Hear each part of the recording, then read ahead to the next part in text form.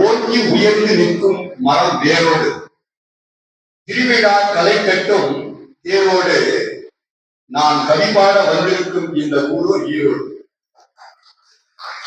வெந்தாடி வேந்தர் பிறந்த மண்ணில் ஈறுநடை ஓடுகின்ற வளரும் தமிழ் எழுத்தாளர் சங்கம் பெருமையுடன் நிகழ்த்துகின்ற கலை திருவிழாவிற்கு வந்திருக்கும் அனைத்து சான்றோர் பெருமக்களுக்கும் இந்த கவிதை தம்பியின் மகிழ்ச்சியான மதிய வணக்கம். அன்பு இல்லா வாழ்வோ நரகம் தானே, அன்பு இல்லா வாழ்வோ நரகம் தானே, அன்பு நிறைந்த உள்ளம் சிகரம் தானே. வம்போடு வாழ்ந்திருந்தால் கலகம் தானே, வம்போடு வாழ்ந்திருந்தால் கலகம் தானே, வசைபாடி தினமும் தூற்றும் உலகம் தானே. உலகில் அன்பே உயர்ந்த அறம், உலகில் அன்பே உயர்ந்த அறம், இது உலக பொதுமறை வள்ளுவர் தந்த கூட்டுதானே.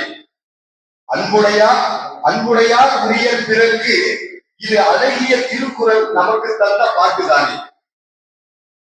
தர்மம் ஞானம் புண்ணியம் என்பதே அறமே, தர்மம் ஞானம் புண்ணியம் என்பதே அறமே, இதை தவறாக புரிந்து கொள்பவன் வெறும் மரமே.